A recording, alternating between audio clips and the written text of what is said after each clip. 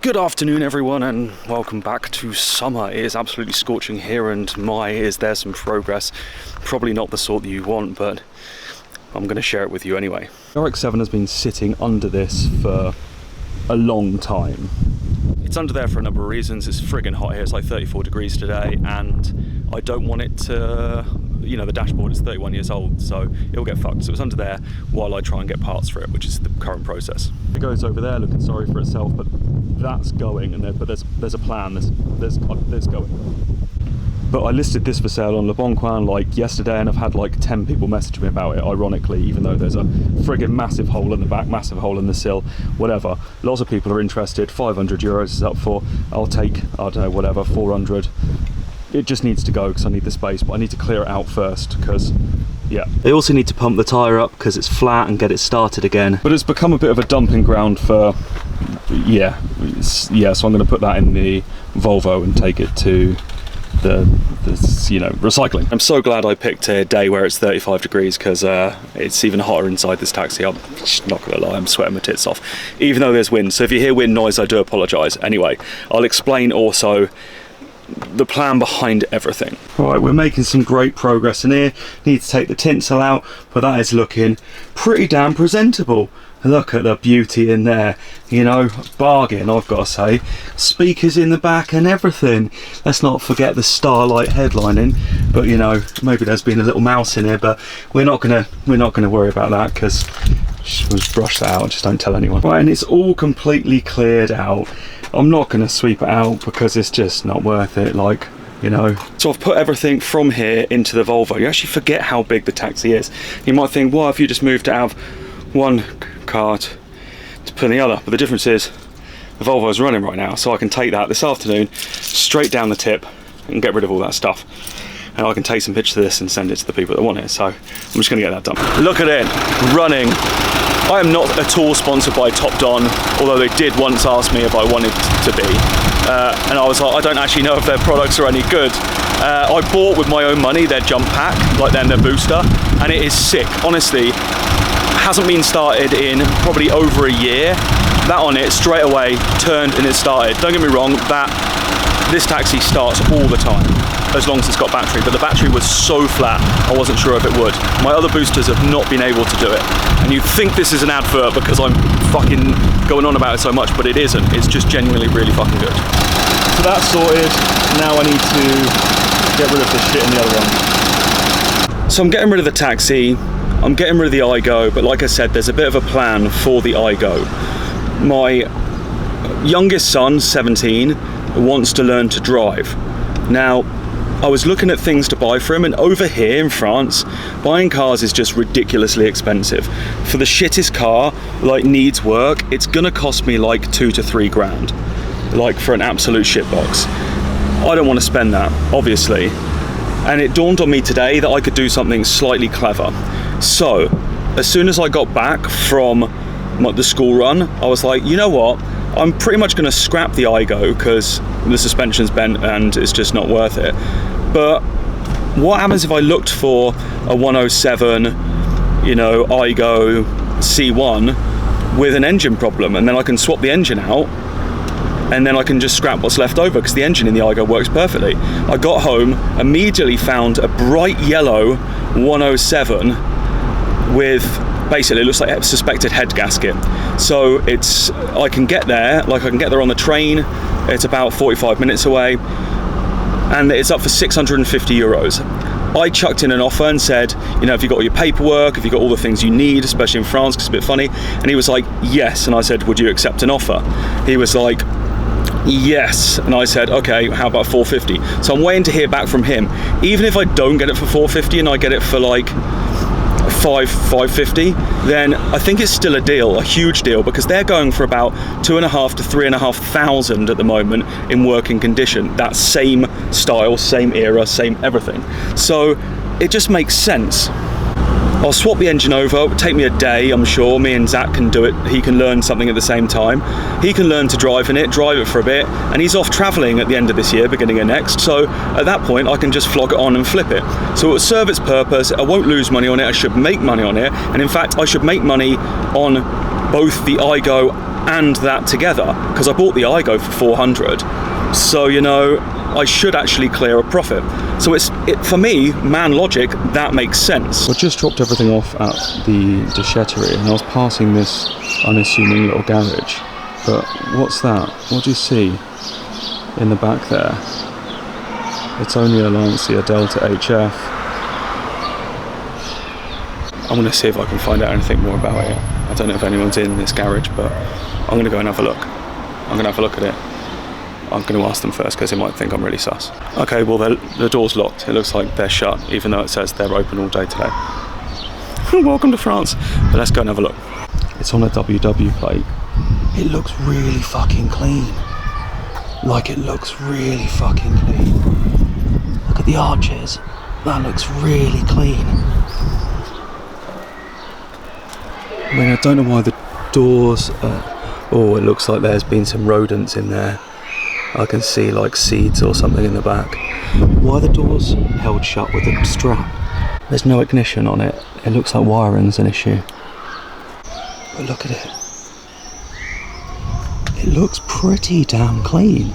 Like, Lancias melt. They're so rubbish. You know, they are terrible for rot. But this one actually looks really clean. I mean, it's got broken bits and pieces. I don't even know if it would run, but from a body point of view, that's actually super clean. What a classic as well. I don't know what these are going for these days.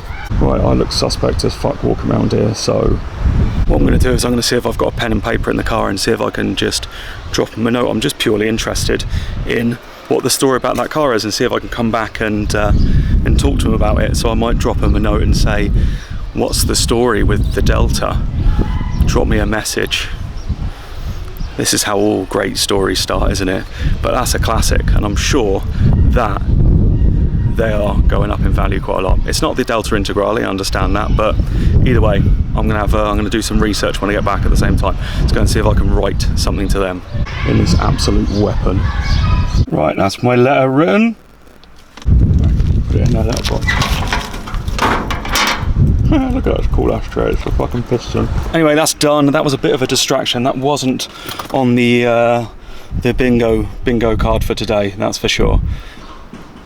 But I like random, and it's those sorts of opportunities that are fun. Now, with the taxi out the way, that'll be some space. The K-Truck should be arriving. I'll go and get it somehow from Colmar, from Top Rank, next week. The reason why that was slow is because all the registration had to be done. It needs to be registered as a collector's car, a classic car, plus 30 years old. I obviously haven't got the registration on the RX-7 because we didn't do it because it's fucked. So the K-Truck's going to be on a plate as of next week, so I can go and get it next week. I just need to find a lift there. And then I can start doing some stuff on that. In the meantime, that's why I need to make some space. I need to get rid of that, but also get rid of the Igo. Right. So then I've got rid of 2 cars, but I've got 2 more cars back. Oh, crazy. But update on the RX-7, I've been trying to purchase some parts. I put in an offer for some rear lights. They should, hopefully if they accept it, they should be coming soonish. I've got some new front lights, even like front indicators, because mine are milky, but that doesn't fix the parts, obviously. I've emailed Mazda about the new rear quarter. I've got some bushes on order for the rear arms because they need to be changed, and then I can get it rolling. But I want to try and get as many of the parts as I can in one place so I can start to film it as a proper series and make it better. This is obviously more vlog style because it's just what it is now. It's an update of what's going on, but I want to do that as a proper build series and make that as good as possible. Makes sense? So there's stuff starting to happen, but at the same time I am unemployed, so you might think, Ross, why are you looking at Lancia Delta? There's method to my madness. I don't believe this, but I was just in the supermarket getting some bits. I just saw that they'd taken the advert offline for the 107 that I put an offer in for. Gutted, and that is totally my fault because it was already a good deal. So it was a good deal at 650. I should have just said yes on it, and I tried to get it cheaper, and that's my fault. You live and learn. A lesson to me and to everyone: if it's a good deal, take the good deal. Don't try and get it for a better deal. 650 was a good deal. I should have just paid it and accepted it, and I would have had it. Fuck. That's annoying. I'm annoyed at myself. Right, so while I'm pissed off about losing that car, I actually went back and did some internet sleuthing, trying to work out more details about that Lancia Delta.